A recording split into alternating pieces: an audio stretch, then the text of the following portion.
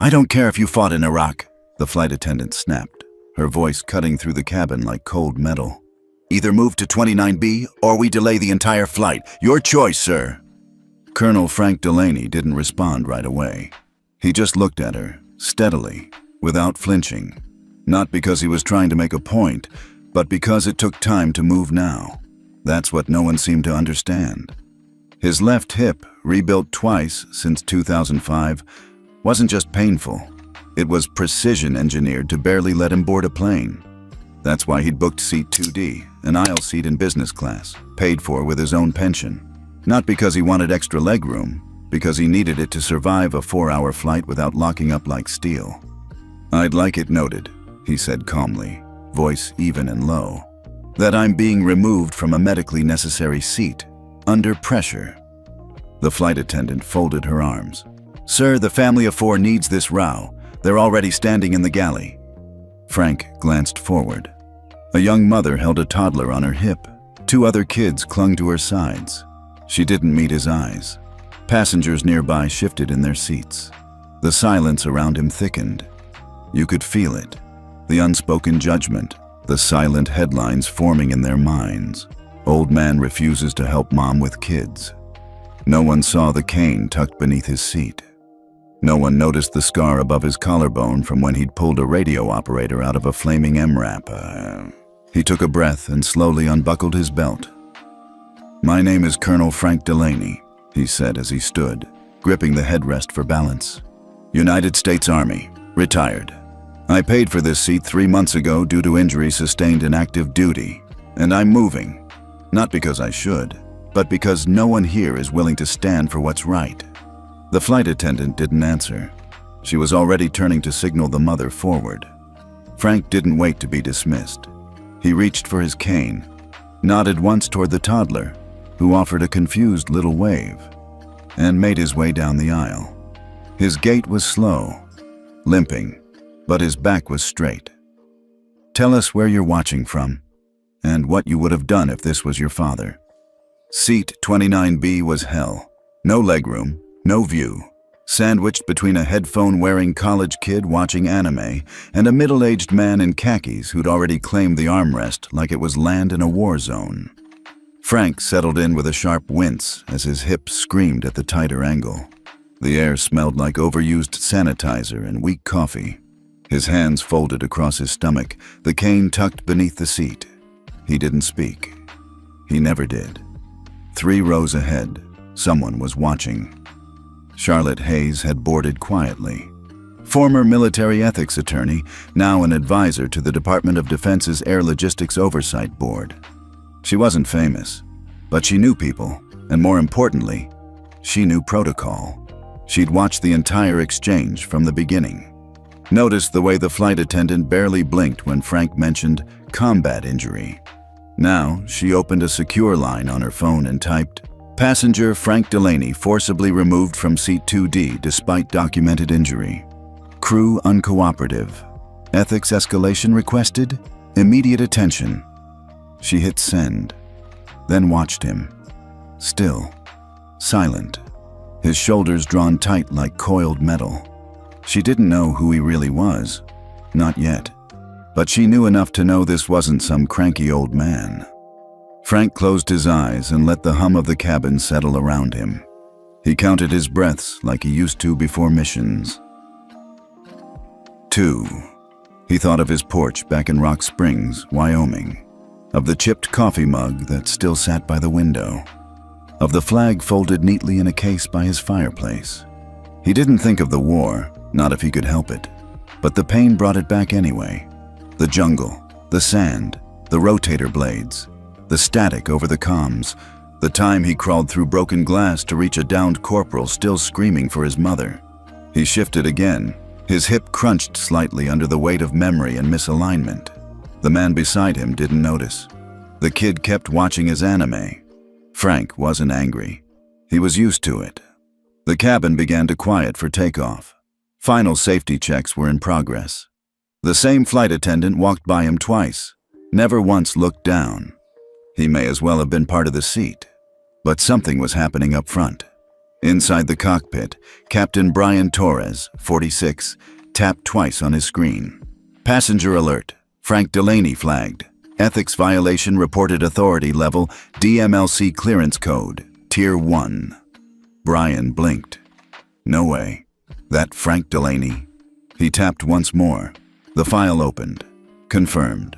Colonel Frank Delaney, retired command officer, former regional director of United States Army Logistics Operations, EUCOM, current civilian oversight director for the $1.4 billion DMLC Military Transport Fund.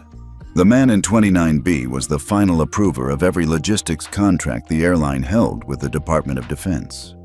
Brian stood from his chair. "Tell Tower we're holding at gate," he said to his co-pilot. "I need 3 minutes. You're delaying takeoff. I'm correcting a mistake." Back in row 29, Frank shifted again. Not from pain this time, from the sound. Footsteps, measured, heavy. They weren't a flight attendant's steps. They were boots. Someone in uniform. He opened his eyes. Captain Brian Torres stood tall in the aisle, silver bars on his chest, eyes level. "Colonel Delaney," he said formally. "Permission to address?" Frank stared, confused. "Do I know you?" "Lieutenant Brian Torres, sir. Camp Arifjan. You signed my transfer papers. 2011. Frank blinked slowly. "I remember."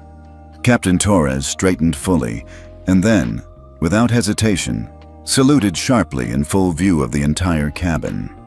The air shifted. Phones stopped scrolling. A child turned in their seat. Frank looked stunned, then glanced around. What's happening?" The captain spoke clearly. "Sir, on behalf of this crew, and in respect to your service, I offer our sincere apology. You should not have been asked to move, and it's my responsibility to make that right." Frank opened his mouth, but nothing came out. Captain Torres turned to the aisle and said, "Miss Bennett, please step forward." The flight attendant, now clearly pale, appeared from the galley.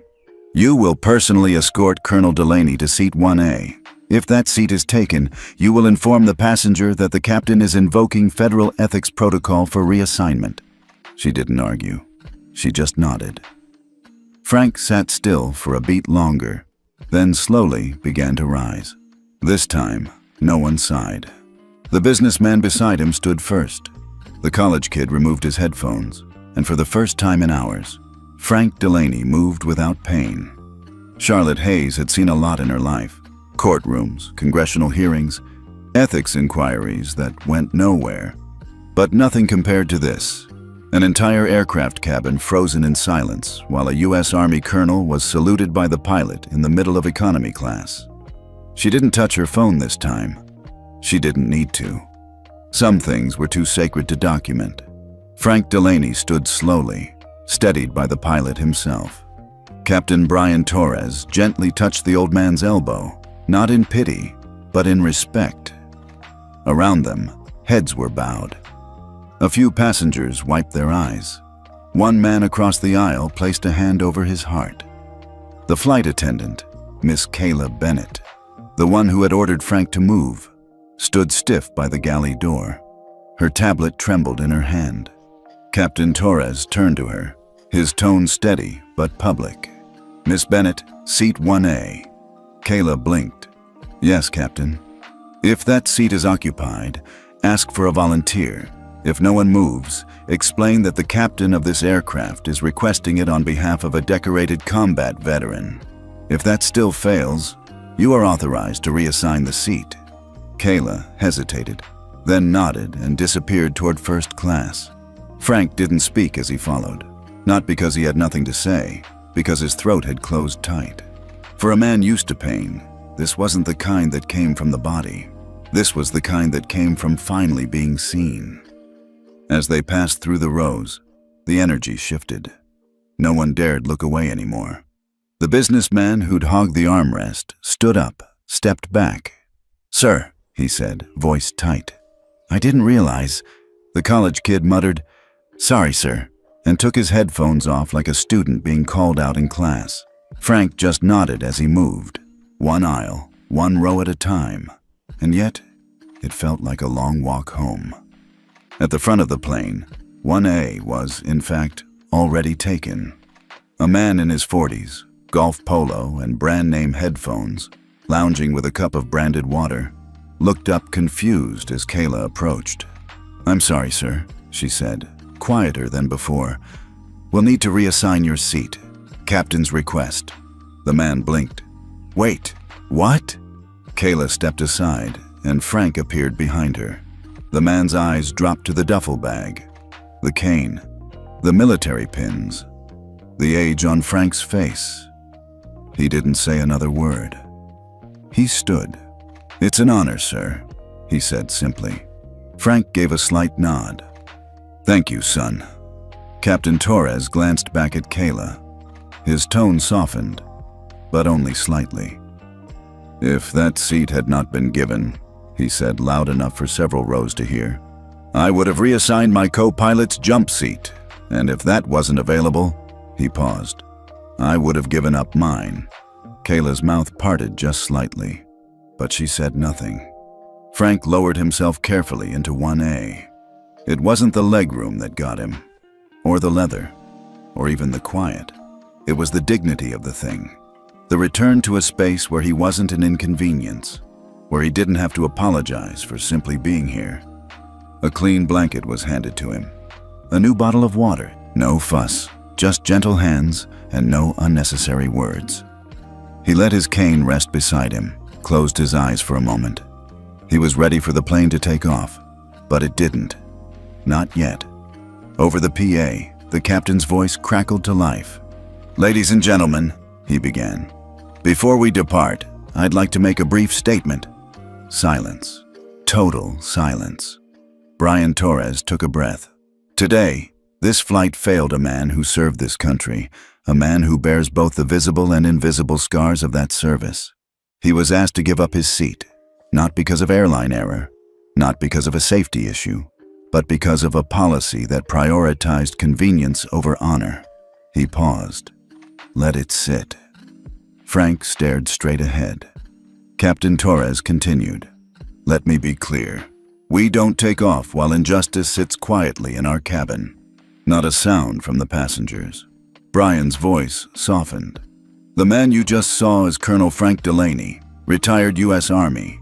He served in Vietnam, Iraq, and oversaw operations in conflict zones you'll never hear about on the news. He didn't ask for special treatment. He simply asked to keep the seat he booked, so his hip, shattered in combat, wouldn't lock up mid-air. He waited again, then slowly, and we failed him." The moment hung in the air, and then it shifted. One pair of hands began to clap, then another, and another, until the entire plane, every row, was applauding. It wasn't loud. It wasn't forced. It was reverent. Charlotte Hayes had tears in her eyes. She hadn't meant to cry, but there was something in the way it all unfolded. The humiliation, the silence, the shift, the respect reclaimed. It struck a chord deep in her chest that she didn't even realize had grown numb over the years. She pulled out her phone again, opened a blank note, and began to write. He didn't ask to be honored. He just asked to be seen. Back in the cockpit, Captain Torres sat back down, adjusted his headset, and gave the all-clear for taxi. But something strange happened before they pushed back. His screen lit up. A notification from the Department of Defense. "Urgent DMLC liaison. Frank Delaney has activated red flag status on Trans-Aero Airlines. All military logistics operations with this carrier are suspended effective immediately pending ethics review. Contract value affected. 1.4B flights delayed. 112. Affected installations. Fort Bragg, Dover AFB, Naval Station Norfolk, Camp Pendleton, Ryan." Blinked. He looked toward the front of the plane. Frank wasn't just a veteran. He was the guy who controlled the contracts. Down in 1A, Frank didn't look like a man who had just triggered a $1.4 billion audit. He just sipped the water, tucked the blanket over his knees, closed his eyes. He'd done his part. Quietly. Like always. Later that day, news began to spread, starting with a simple post from a ground agent who overheard the intercom speech. Then came the video from a teenager in row 17 who had recorded the captain's salute. By the time the plane landed, the hashtag Hatch Seat for Colonel Delaney was trending nationally. Military wives shared it. Veteran groups reposted it. Even a few current service members quoted it. "We don't fly over dignity, we fly with it." And somewhere deep inside the Pentagon, an aide placed a folder labeled The Delaney Protocol Draft. Mandatory ethics standards for civilian military carriers, status, urgent. Review scheduled for committee hearing. Frank didn't check the news when he got off the plane. He didn't take selfies, he didn't post anything. He just walked slowly down the jet bridge, his cane tapping quietly. His granddaughter was waiting at baggage claim, uniform sharp, hair perfect. A hand-painted sign that read, "Welcome home, Grandpa Frank." She ran into his arms. "Your knee," she started. "I've had worse," he smiled. But this time, it reached all the way to his eyes. Charlotte Hayes didn't sleep that night. She sat at her kitchen counter in D.C., still wearing the navy blazer from the flight, her laptop open, a half-finished glass of Merlot untouched. The cursor blinked on the blank document she'd been staring at for an hour. But the story wasn't blank. It was burned into her memory, line by line, moment by moment. She didn't want to dramatize it. She didn't need to. The truth had enough weight on its own. She took a breath and typed, "They made him move. A man who served more years than most of us have lived. A man with a limp, a cane, and a quiet dignity that deserved more than silence. And when no one stood up for him, the captain did. Because justice, real justice, doesn't shout. It walks slowly down an airplane aisle, salutes, and makes things right." She didn't know where the words came from, but once they started, they didn't stop. The piece took 20 minutes to write. She read it twice, didn't change a word. She emailed it to one person, her former editor at the Chronicle Review, a weekly publication with a niche but loyal audience of veterans, policy analysts, and ethics wonks. She didn't expect it to go further than that. By sunrise, it had been reposted 600 times. By noon, it was on the front page of Military Times. By 4:30 p.m., CNN was quoting her paragraph on air. And by evening, the Department of Transportation Ethics Division had released a statement. "We have launched a formal review into civilian military carrier conduct and are working with the Department of Defense to reevaluate policies involving service-related accommodations on federally contracted flights." Meanwhile, at TransAero's corporate headquarters in Atlanta, the legal team was panicking. A full inbox of ethics complaints. Multiple hotline voicemails with direct quotes from the captain's speech. And a new internal message from the Pentagon's liaison office. "Your ethics rating has been temporarily suspended pending the outcome of the Delaney Incident Review. As a result, your military transport operations under the DMLC contract are frozen effective immediately. We expect full cooperation." One executive stared at the numbers. 112 suspended flights. 4 critical military installations affected. $1.4 billion at stake. He didn't need coffee that morning. But Frank Delaney? He was sitting in his backyard in Rock Springs, Wyoming, wearing an old fleece, watching a crow peck at birdseed like nothing had happened. No phone, no news alerts. Just the morning sun and a cane resting beside his chair. He didn't need to know what was happening, because for him, it wasn't about attention. It was about being treated like he mattered. That was enough. His granddaughter, Jessica, however, had other plans. "Grandpa, you're all over the internet," she said, nearly tripping on the back step as she ran out holding her phone. "Like, everywhere. There's even a hashtag." Frank raised an eyebrow. "A what?" "A hashtag. Hatch Seat for Colonel Delaney. And look, this video's from a kid like 10 rows behind you. He filmed the whole thing when the captain saluted. Over 4 million views." Frank looked down at the phone. On screen, He saw himself, older than he ever imagined, standing with the help of a younger man in uniform, surrounded by silence, reverence, and something else: respect. He didn't say anything for a long time. Jessica watched him. "Are you okay?" "I'm fine," he said quietly. Then added, I didn't think anyone still noticed." She sat beside him. "They do now." By the end of the week, things had moved fast.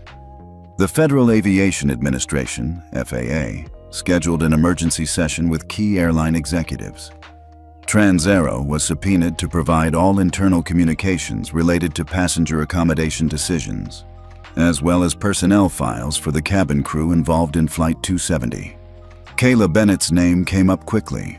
A second passenger from the same flight had filed a complaint about her tone and refusal to explain policy. The pressure was mounting. And inside one quiet Pentagon office, a man named Major General Ross Fenwick was reading a confidential memo titled, "Proposal: The Delaney Protocol Mandatory Compliance Standards for All Carriers Holding Department of Defense Transport Contracts," drafted by Colonel Frank Delaney, Retribution. Ross smiled as he read it. He'd served under Delaney once, 20 years ago. Frank had been firm, no nonsense, and always the first one in and the last one out. And now here he was, holding the industry accountable not through anger or lawsuits, but with the same precision he once used to deploy convoys through hostile territory. Ross signed the cover sheet, forwarded the memo to the Secretary of Defense, and wrote a single line in the body of the email. "He's still leading us, sir, just from a different seat." Back in Wyoming, Frank got a letter in the mail, hand-signed from the Office of the Secretary of Defense. "Colonel Delaney, we regret what happened aboard Flight 270. Your restraint, dignity, and quiet strength have reminded this nation what leadership truly looks like. Enclosed is a certificate designating you as an honorary federal ethics liaison, with full advisory clearance on any and all matters related to veteran protections in federally regulated travel. Thank you for not staying silent. SecDef, United States Department of Defense." Frank folded the letter once, then again, slipped it inside the box where he kept his medals, not on display, but tucked away. The world didn't need to see them. He just needed to know they were still real. Charlotte Hayes received a call 2 days later. "This is CBS. Would you be open to an interview?" She hesitated. "I'm not the story," she said. The producer replied, "You may not be, but you help the world see the one that is." Charlotte agreed, on one condition: that Frank didn't have to say a word. The segment aired the following Sunday. Footage of the salute, a voiceover reading Charlotte's article, B-roll of Frank walking slowly with his cane through the jet bridge. Jessica was crying before the story even reached the halfway mark. Frank just watched quietly, hands folded in his lap, a cup of black coffee in front of him. When the screen faded to black, he said softly, "That'll do."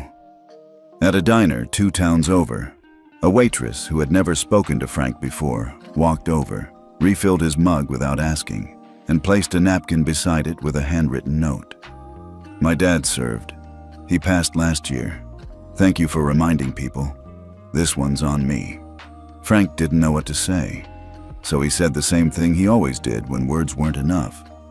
He nodded, once, and meant it. The oak-paneled hearing room in the Hart Senate office building had seen its share of history, confirmation battles, ethics showdowns, even the occasional scandal. But that morning, it was quiet in a different way. Not tense, not theatrical, just still. Like everyone in the room knew this wasn't about headlines. It was about restoring something we forgot we owed. Colonel Frank Delaney sat at the front table, straight-backed, navy blazer pressed, a cane resting at his side. His face was calm, unreadable. He didn't fidget, didn't glance at the cameras, didn't adjust the mic. He just waited. Senator Miriam Lawton, chair of the Senate Subcommittee on Military Oversight and Ethics, cleared her throat and leaned into the mic. "Colonel Delaney," she began, Thank you for making the trip to Washington." Frank gave a small nod. "Ma'am, we've all seen the footage by now. What happened aboard Trans-Aero Flight 270. You've declined nearly every media interview, but today you've agreed to testify before this committee. May I ask why?" Frank paused before answering. "Because I don't want a speech," he said, voice steady. "I want a standard." The room was silent for a beat. Then Senator Lawton nodded. "Colonel, in the days following your incident, the Department of Defense confirmed your role as final approver of the DMLC logistics contracts. Is that accurate?" "Yes, ma'am." "And you personally authorized the temporary freeze of those contracts with Trans-Aero?" "I did." "Why?" Frank leaned forward slightly, folding his hands. "Because it wasn't just about me. It was about a system that forgets who paid the price for its convenience. That seat I booked wasn't luxury, it was pain management. And when I was asked to give it up, for no valid reason, I realized we've gone too far in treating veterans like background noise." He looked down the row of senators. "Policies should protect people who can't fight for themselves anymore, because the people who can, we're getting fewer." Charlotte Hayes sat in the second row, just behind the press box. She'd flown in that morning, at the invitation of the committee, but no one asked her to speak. She didn't mind. She'd already said everything she needed to say in her article. Today was about listening, and watching a man who never asked for a spotlight redefine accountability without raising his voice. Senator Aldridge, a Republican from Georgia and former Navy JAG officer, leaned into his mic. "Colonel, can you elaborate on what you're proposing?" Frank nodded. "Yes, sir.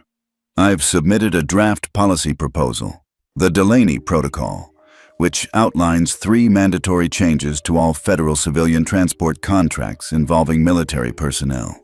He reached into his briefcase and handed a printed copy to the clerk. "First," he said, "an ethics compliance score tied to real passenger outcomes, not surveys, behavior. Second, a permanent booking protection for all service-connected medical accommodations, regardless of class of service. And third, an accountability mechanism.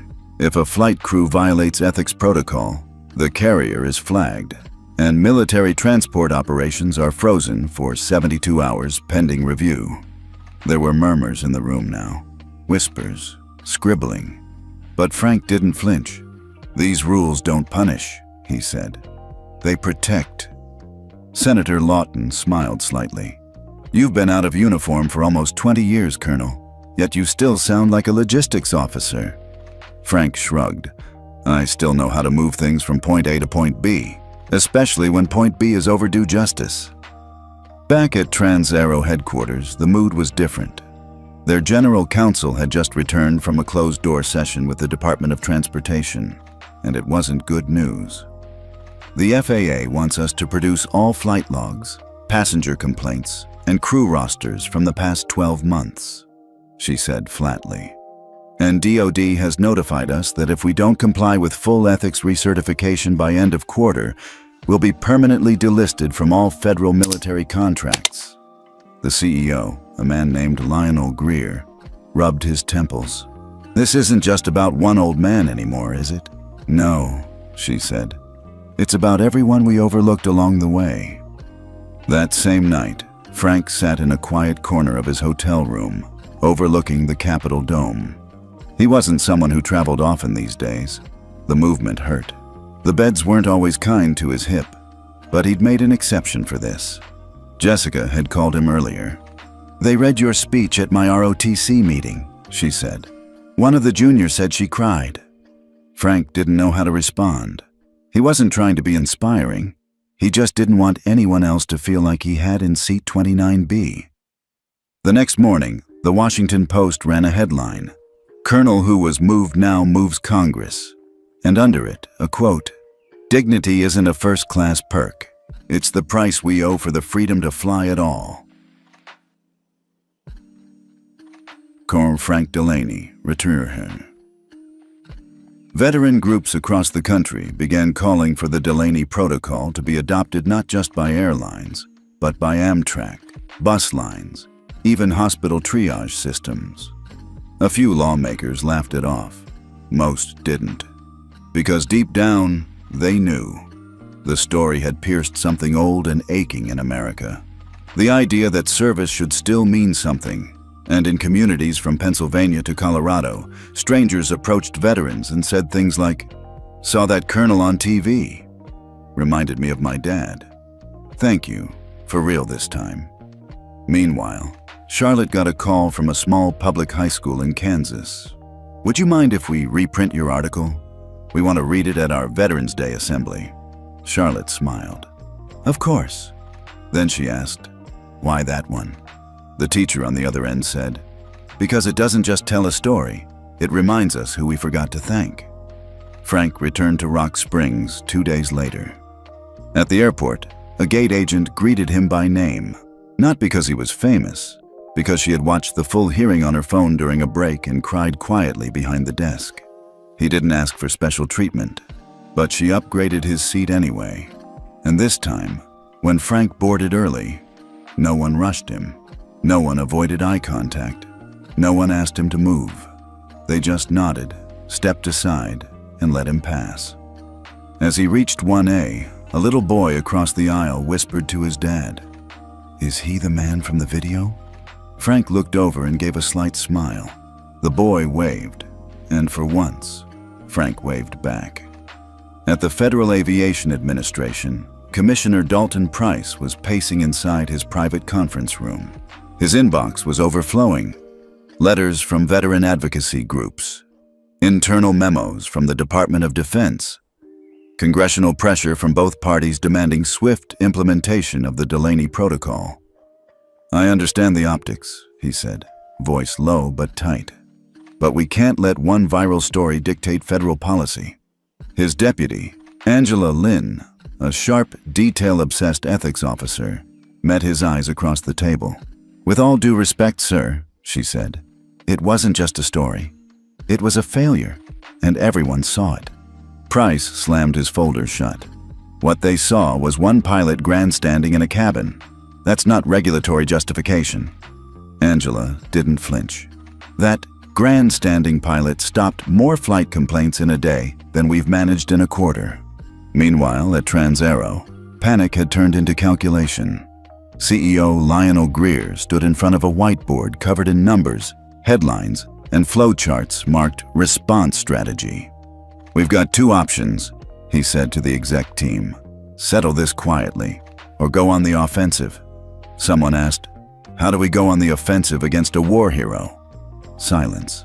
Then Lionel said, "We don't attack the man, we question the policy." That afternoon, a position paper landed in inboxes across Capitol Hill. The Delaney Protocol, a disruption to efficient operations. Published anonymously by a coalition of industry professionals. It argued that the proposed policy was logistically cumbersome, unrealistic in high-density boarding situations, over-prioritizing symbolic gestures over real efficiency. But it didn't cite Frank's name once. The goal wasn't to dispute his experience. It was to reframe the conversation from justice to inconvenience. Back in Rock Springs, Frank got wind of the pushback through Jessica. She came home from ROTC that evening, red in the face, waving a printed article. "Grandpa, they're trying to spin this like you're the problem, like the system was fine until you overreacted."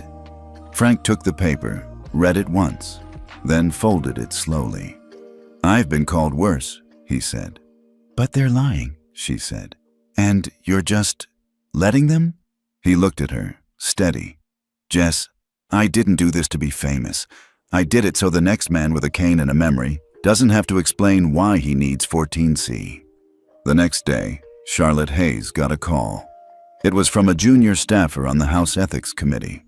"We've heard rumblings the FAA might delay implementation," he said. "We're compiling testimony for a follow-up session. Would you be willing to speak?" Charlotte hesitated.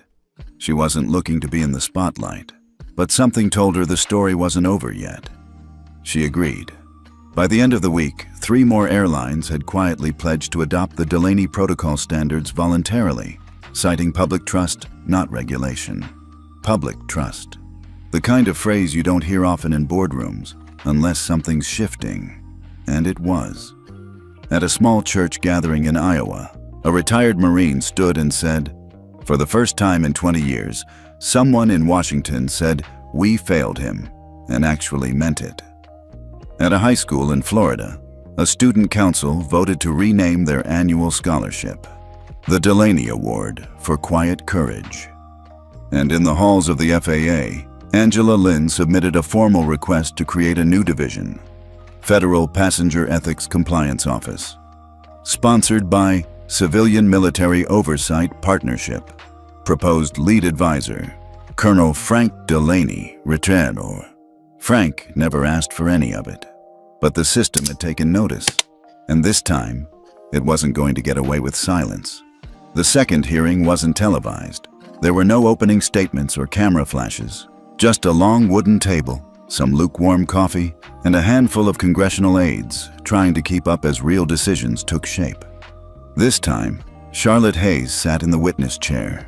No blazer, no script. Just a copy of her article folded neatly in her lap and the calm, pointed clarity of someone who'd spent a lifetime watching systems quietly fail people they were supposed to protect. "Ms. Hayes," asked Representative Cole from Michigan, "as the author of the piece that helped bring this issue national attention, what do you believe the public responded to most?" Charlotte leaned forward, steady. "They didn't respond to outrage," she said. "They responded to recognition." Recognition? Yes. Of a truth most of us live with every day. That too often, we notice injustice only when it's recorded. And even then, we wait to see if the person harmed has enough status to matter. She let that settle. Colonel Delaney didn't ask for status. He asked to be treated with decency. And when he wasn't, the system acted like it was just a hiccup in policy. But the public saw it for what it was, a mirror. At the back of the room, Angela Lynn from the FAA sat quietly, taking notes. She'd been watching Charlotte for weeks, first as a writer, then as a reluctant public voice. And now, it was clear. Charlotte didn't want to lead a movement. She just refused to stay silent. Angela circled a line in her notebook. Not status, just decency. That was the heart of the protocol. And if the FAA couldn't see it, Congress would make sure they did. Meanwhile, across town, Frank Delaney sat in a small office tucked inside the Department of Defense building, reviewing a preliminary draft of something he never thought would carry his name. The Delaney Protocol, Final Form. A regulatory standard for all civilian airlines under federal transport contract. Enforceable Ethics Compliance Score, EECS. Mandatory accommodations for medically documented service-connected needs. 72-hour operational suspension for ethics violations. Federal Passenger Dignity Council, Advisory Oversight Panel. He ran his hand over the cover. No pride. Just quiet responsibility. Jessica called during his lunch break. "Did you hear?" she said. "American Eagle just adopted the full protocol voluntarily. No regulation required." Frank chuckled. "They're faster than Congress." "They're more scared of Twitter," she replied. He smiled, then paused. "Jess, I didn't do this so people would like me." She was quiet for a second. "I know, but sometimes the truth needs a face. And whether you like it or not, Grandpa, it's yours." Back on Capitol Hill, word spread fast. The FAA, under pressure from multiple House subcommittees, had agreed to formally adopt the Delaney Protocol, with a condition. They wanted Frank to serve as the inaugural honorary civilian ethics liaison for all military-partnered airlines. It wasn't a flashy title, but it came with something rare: actual oversight authority. And for once, Frank didn't say no. The next Monday, a quiet press release was issued.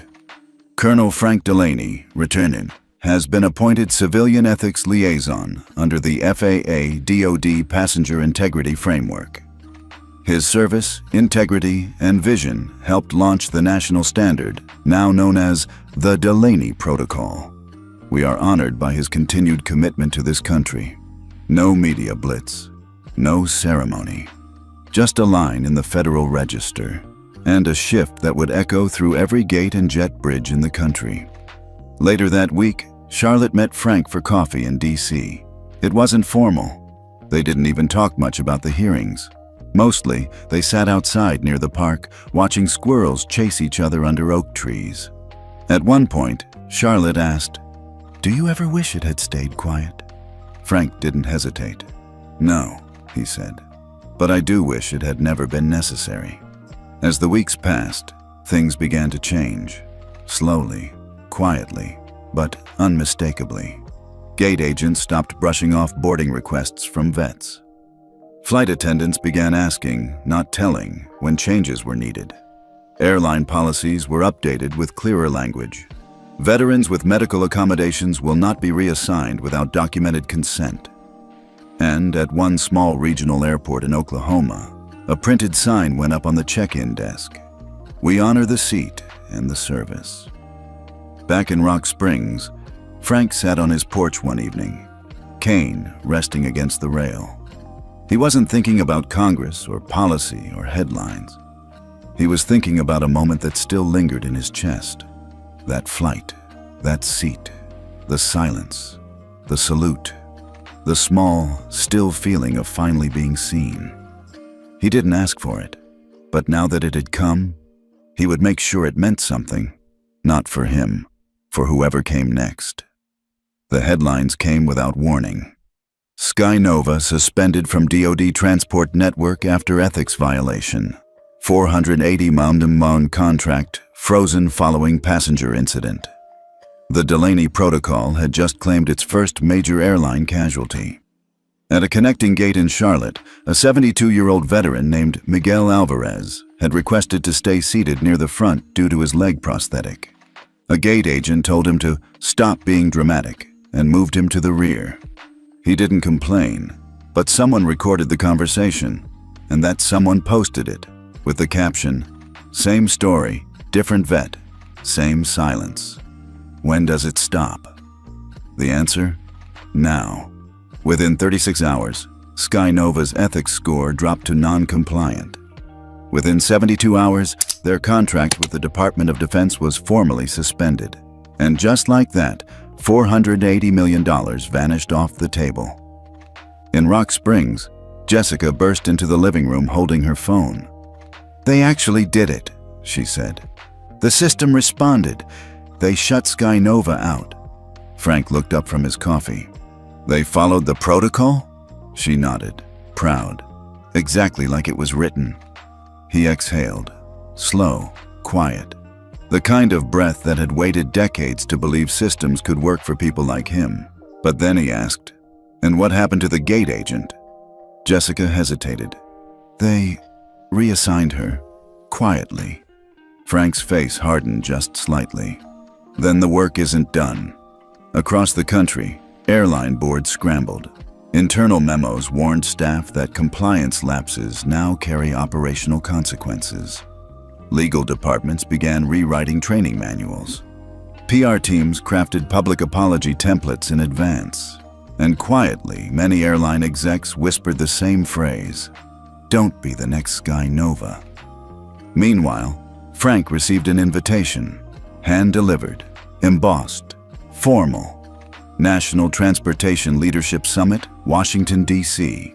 Keynote speaker, Colonel Frank Delaney, return, topic, Passenger Dignity and Federal Ethics in Modern Aviation. He sat in silence, holding the envelope. Jessica, watching from the kitchen, raised an eyebrow. "You going?" Frank looked up. "I've spent my whole life talking when ordered to. This one, I'll do on my own terms."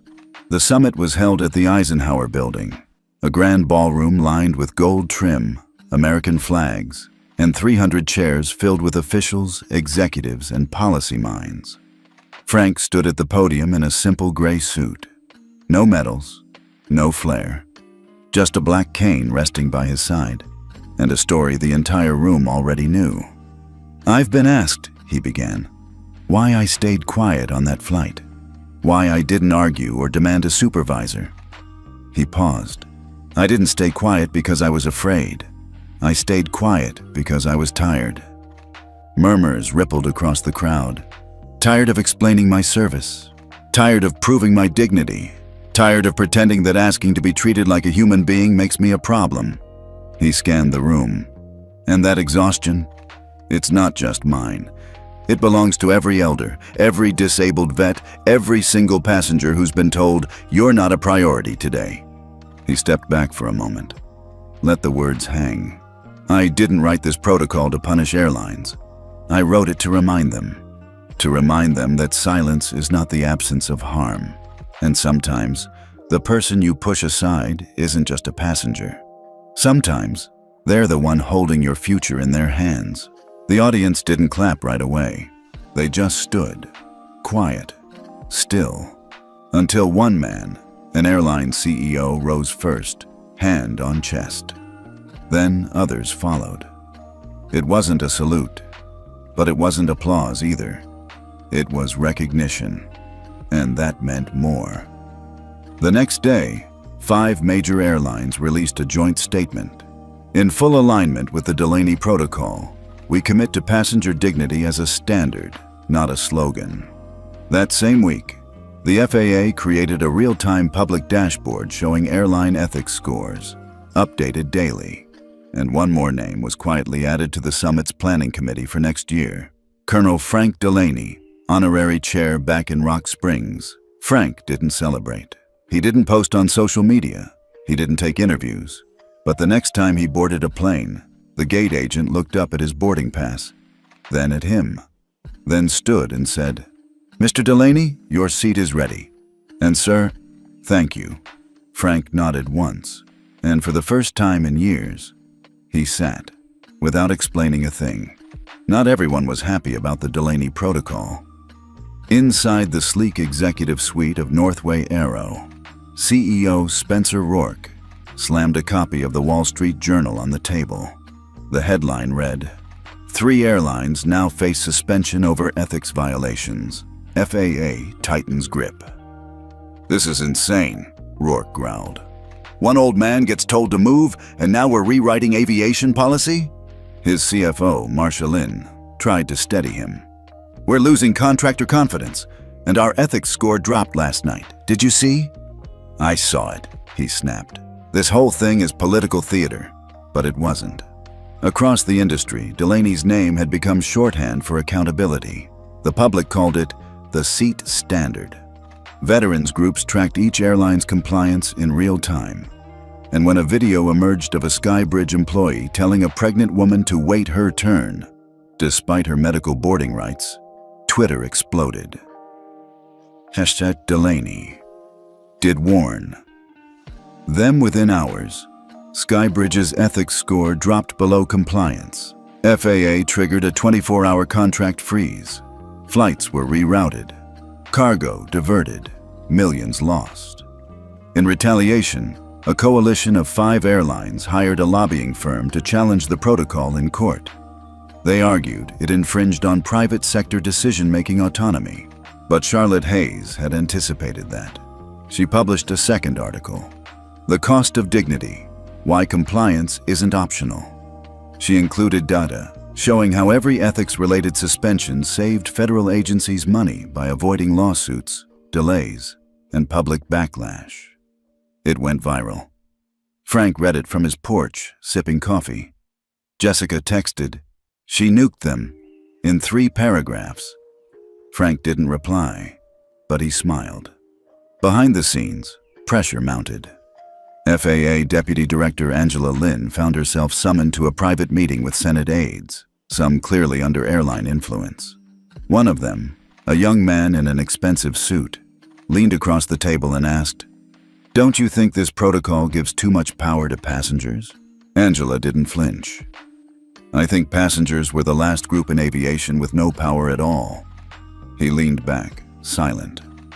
Meanwhile, Frank received a phone call. Not from the FAA, not from DOD, from the White House. A senior ethics advisor requested a quiet, informal meeting. "Nothing public," she said. "But the administration wants to understand what happened, firsthand." Frank met her 2 days later in a private room near the Capitol. He told the story plainly, He didn't dramatize, didn't preach. He just explained what it felt like to be moved, dismissed, and saluted, all in under 15 minutes. When he finished, she said, "We're drafting language. It won't be called the Delaney Act, but—" Frank raised a brow. She smiled. "It will carry your values." On a stormy Tuesday, the FAA held a press conference. Standing behind the podium, Angela Lin announced, "As of today, the Passenger Dignity and Compliance Enforcement Framework is officially adopted as federal regulation, binding across all federally contracted airlines." The room fell quiet. She continued, "This framework is inspired by and named in honor of Colonel Frank Delaney, and going forward, every seat, every request, and every passenger will be treated with the respect they've always deserved." That night at home in Rock Springs, Frank didn't turn on the TV. He just sat by the window, watching the wind move through the pine trees. He wasn't a man who sought legacy, but legacy had found him. Not in the medals on his wall, not in the protocol that bore his name, but in the quiet understanding that he had stood for something. And because he stood, millions would sit, without fear, without shame, with dignity. 3 weeks after the Delaney framework became law, cracks began to show, but not in the system, in the people behind it. Charlotte Hayes was at her desk when a plain envelope showed up in her inbox. No return address. Inside, a flash drive and a single typed note. "They're gutting it from the inside. Protect what matters." She plugged it in. No malware, just one folder. Sky Ethics is internal. Click. Inside were folders of confidential recordings, heavily redlined policy drafts, internal memos between executives of major airlines, each pointing to a coordinated effort to quietly dismantle the Delaney framework. One email stood out. "Reframe dignity as a service recommendation, not a federal mandate. Target clauses that allow passenger-triggered escalations." Charlotte froze, then hit record on her phone. "This isn't sabotage," she whispered. "This is a coup." Across the country, in a dim operations room, deep inside Skybridge HQ, 6 men sat around a table lined with confidential papers, phones in Faraday bags. Todd Vickers, Senior VP of Operations, leaned over his coffee. "We're not killing the protocol. We're adjusting it. Strip the teeth, leave the shell. PR safe." The legal rep nodded. "We've already sent new clause language to our FAA contact for review. It'll slide under the radar if no one makes noise." Another executive grinned. "Passengers think they won. Let them. By next fiscal year, we'll be back to business as usual." They raised their cups, quiet, arrogant. What they didn't know, someone in that room was no longer on their side. Charlotte flew to DC with the drive in hand. Frank met her in a quiet cafe by Rock Creek Park. No press, no aides. Just 2 people who'd seen too much. She laid the drive on the table. "They're not fighting in court. They're carving it up behind closed doors." Frank didn't speak for a long moment. He just scrolled through the memos, one after another. Finally, he looked up, jaw set. "We need this exposed. Not through rumor, through proof." Charlotte's eyes sharpened. "I have a source inside FAA. Compliance desk. She's scared, but she's ready." Frank's voice was calm. "Let's get her out." 2 nights later, Jessica met the whistleblower in an underground parking lot. The woman, early 40s, anxious, looked over her shoulder twice before speaking. "This," she whispered, handing over a folder, "is everything."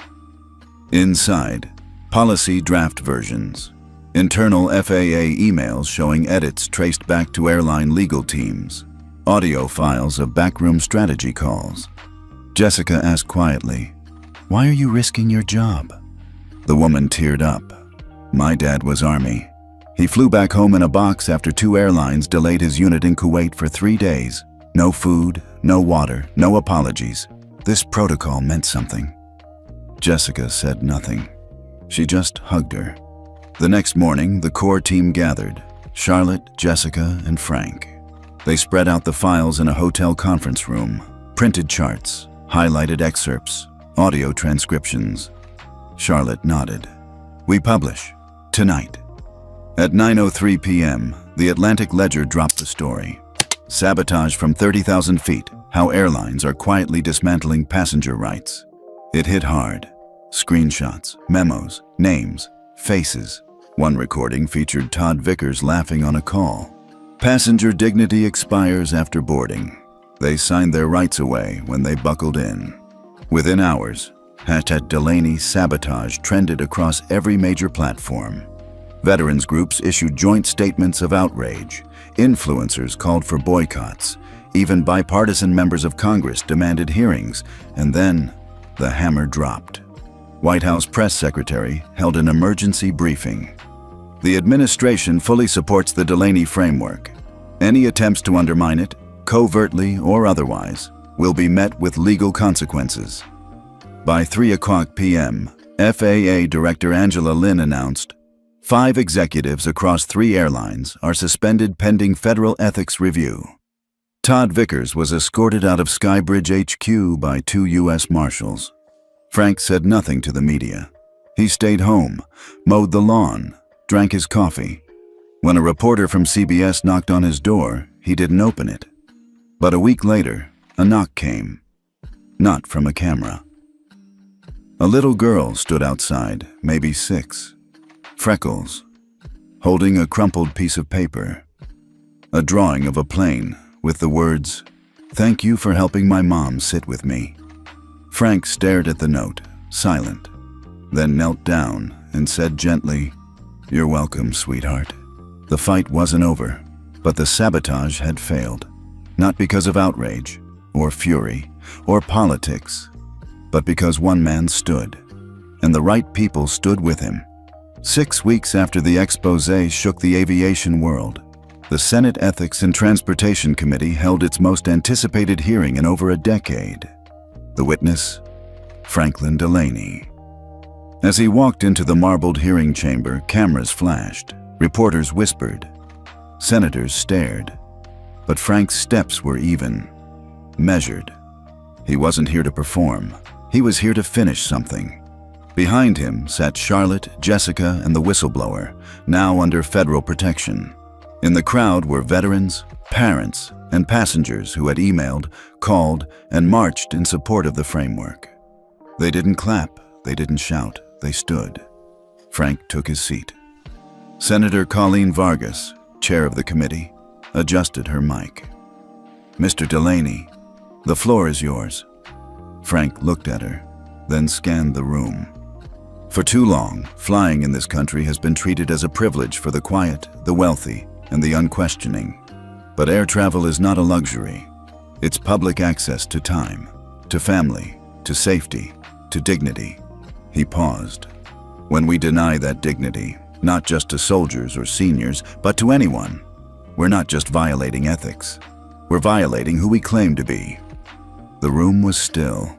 Over the next hour, Frank laid out the sabotage plot in detail. Names, companies, tactics. He introduced the FAA analyst, who testified under oath about coerced edits and financial kickbacks. Then came Charlotte, who detailed the media blackout threats. Jessica presented internal memos showing coordinated dilution of dignity clauses. Each word was sharp, documented, undeniable. Then came a surprise. A second whistleblower emerged, a former airline HR exec, confirming that flight attendants were being trained to reframe conflict as non-reportable. A senator from Wisconsin leaned forward. "Are you saying airlines told crews to avoid documenting dignity violations?" The whistleblower nodded. "Yes, some were even incentivized." Gasps echoed. At the end of the testimony, Senator Vargas leaned back. "Mr. Delaney, in your opinion, what happens if we do nothing?" Frank's eyes didn't blink. "Then the system doesn't just fail. It teaches people to stop believing in it." Vargas nodded once, then turned to the committee. "I move to present the Passenger Dignity Act to the full Senate." The vote passed, unanimously. 3 days later, the Passenger Dignity Act became law. Unlike the Delaney framework, this was no executive policy.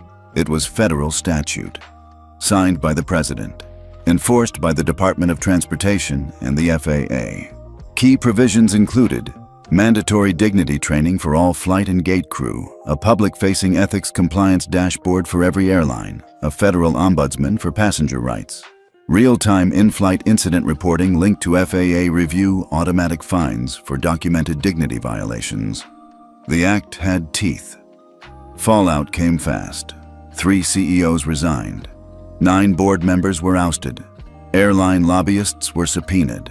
And over 120 flights were restructured to comply with the Act's accessibility and dignity standards. But something deeper shifted. At LAX, a young mom and her child were moved to the front. Not because they asked, but because a crew member quietly said, "This one's on us. No reason you should struggle." In Dallas, a Vietnam veteran was offered help before he asked. A quiet nod, a handshake, no ceremony. Just respect. And on a flight from New York to Phoenix, a teenage girl in a wheelchair didn't have to explain herself. The attendant simply said, "I read your needs. You're good. Just rest." Change wasn't loud. It was consistent. Frank didn't return to public life. He didn't sign book deals, didn't give speeches, but every month, a new letter arrived at his door. From a child, a mother, a pilot, all saying the same thing: "Thank you." And each time, Frank would sit on his porch, coffee in hand, and read the letters slowly, sometimes smiling, sometimes crying, but always feeling one thing: closure. And in the National Museum of Aviation in DC, beside a new exhibit on ethics in the sky, a single plaque hangs on the wall: "To Franklin Delaney, who reminded America that dignity should never need a boarding pass." 6 months had passed since the Passenger Dignity Act reshaped the airline industry, and the echoes of that single flight from Denver to Atlanta still lingered far beyond the tarmac. Franklin Delaney hadn't boarded a plane since, not because he feared it, but because he no longer had to. He had spent his entire life on the road, in the air, chasing contracts and navigating silence. Now, silence finally felt like peace. He lived quietly on his farm in Asheville, North Carolina, the same house he'd built with his late wife, surrounded by trees that still remembered their laughter. Every morning, he walked to the edge of his field with a cane carved by a veteran who once sat next to him on a return flight from Kandahar. One crisp November morning, Frank stood by the mailbox. Inside, a letter. The return address was from a high school in Arizona. The envelope was thick, slightly wrinkled. No return name. He opened it slowly. Inside was a handwritten note in purple ink. "Mr. Delaney, my name is Amara Jennings. I'm 17 and I want to be a pilot. My uncle uses a wheelchair and he says flying is the only time he feels truly small, in a bad way. But now, things feel different. We studied your story in civics class. You made me believe one voice can change a system, so I started a petition to name our flight program after you. We hope you'll visit." Attached, a copy of the petition, signed by 212 students and staff. Frank stared at the page, then smiled, just a little. Meanwhile, the industry kept shifting. The FAA launched the Delaney Index, a public scoring system grading airlines on dignity metrics. Passengers could now track how each airline handled complaints, accessibility, and in-flight respect. A new app emerged, Sky Truth. With a single tap, travelers could log dignity violations, automatically linked to federal systems. But more powerful than policy or tech were the stories.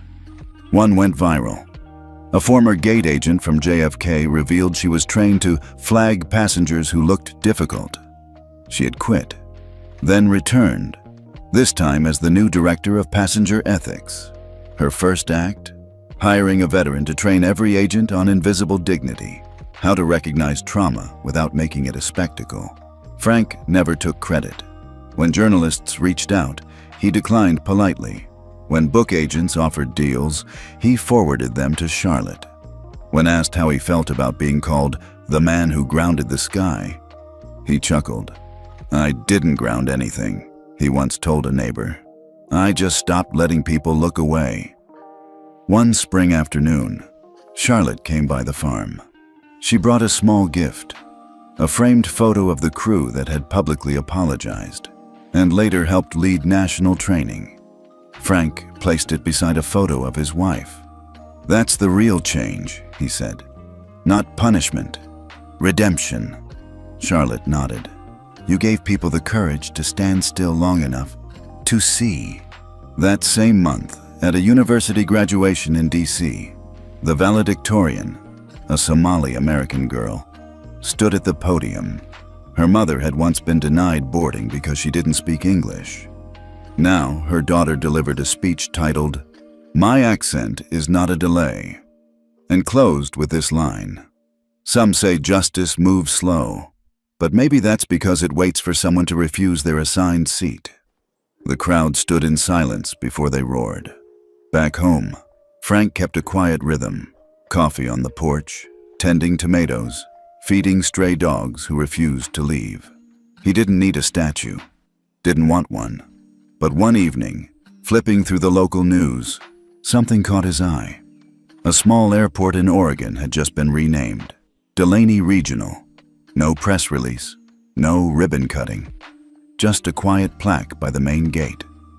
When asked why, the airport director said, "Because we wanted everyone to land somewhere where they're seen."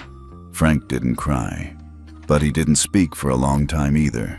The final scene is not grand. A flight takes off. A flight attendant kneels to speak gently to a nervous child.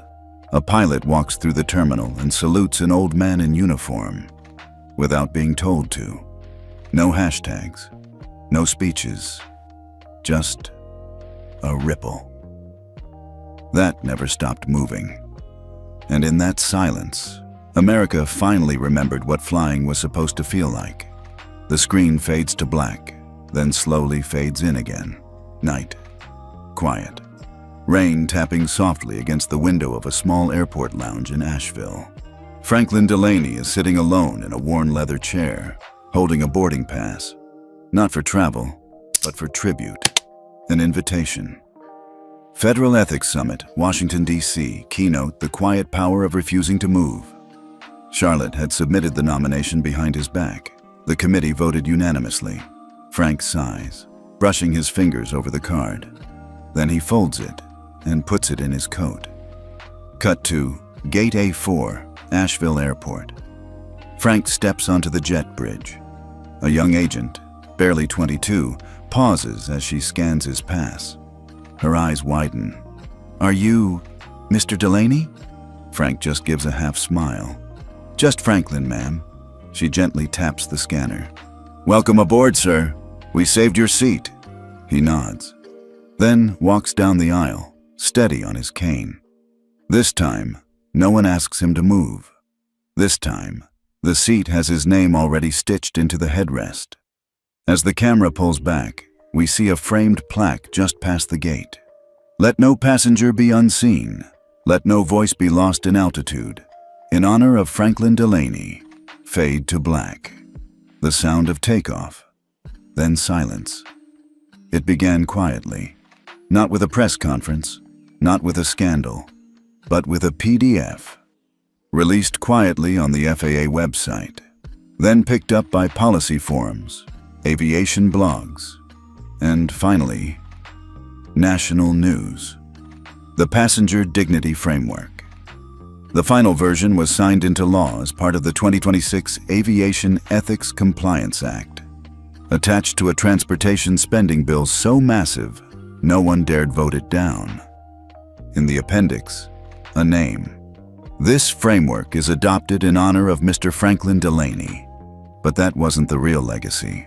The real legacy was the Delaney Clause, a binding rule that no airline operating in the U.S. could receive federal funds or airport partnerships unless they passed an annual dignity audit. And that audit? It wasn't just about surveys. It required passenger-submitted reviews, anonymous crew feedback, whistleblower protection, and even video accountability measures. It wasn't a policy. It was a mirror. Charlotte Holloway became the first director of the National Passenger Dignity Office, appointed by the Department of Transportation, confirmed in a 91-9 Senate vote. In her first address, she didn't mention lawsuits or scandals. She talked about her father, how he used to tell her, if you ever see someone being made small, your job is to stand taller. Then she paused. I think Mr. Delaney stood tall so the rest of us could finally stand up. Over 112 airports adopted the Delaney Index in the first year. An airline with a low score? No gate expansion, no TSA fast-track privileges, no eligibility for sustainability subsidies. 3 major airlines were forced into leadership overhauls after failing 2 audits in a row. But the most surprising shift wasn't corporate, it was cultural. Flight schools began incorporating dignity simulation labs, where students had to role-play real-life dilemmas. A mother with a screaming child, a veteran with mobility issues, a refugee in panic. The most elite score? The Franklin Pin, awarded only to students who passed the course with unanimous respect votes from both peers and instructors. By year 2, airlines began recruiting specifically from the PIN list. Passengers noticed the difference. One day, a viral video surfaced of a young pilot, early 30s, calm and composed, gently kneeling beside an elderly man struggling with a seatbelt. He smiled and said, "Take your time, sir. No one takes off until you're good." It got 22 million views in 3 days. Underneath, someone commented, "His badge has the Franklin Pin. That explains everything." But the system wasn't just built on behavior, it was built on accountability. The ClearFly Ethics dashboard, linked to every airport and major airline, allowed the public to track in real time which airlines had rising or dropping dignity scores, how many unresolved complaints were open, and whether whistleblower protections were actually enforced. Passengers were no longer powerless. One woman, a cancer survivor from Ohio, flagged her mistreatment on a flight. 10 days later, the airline CEO personally apologized and updated its policy manual, not because it was trending, but because the system required it. Frank never saw the framework in action, but he didn't need to, because what mattered wasn't the paper, it was the people. At his funeral, there were no suits, no flags, just hats, veterans' hats, mechanic caps, service uniforms, people who remembered. A stewardess who whispered she'd once served him cold coffee, then watched him tip her anyway. A TSA agent who cried as she told Charlotte, he was the only one who ever said thank you for the pat-down. They played no anthem, but they played a flight announcement, an actual one. Now boarding, Flight 204, final stop, Dignity. Everyone stood. No one moved. At the very end, the FAA quietly installed one final plaque, hidden at the end of Terminal C, Atlanta Airport. Not at eye level, not flashy, just low enough so that children could see it. It read, "This system remembers, even if others forget, in memory of the man who didn't stand when ordered, and taught us why that matters." Have you ever witnessed someone being treated unfairly while flying? Maybe you stayed quiet. Maybe you spoke up. Or maybe you were the one treated unfairly, like Mr. Delaney. Tell us where you're watching from and share your story in the comments. Someone might read it and finally feel seen.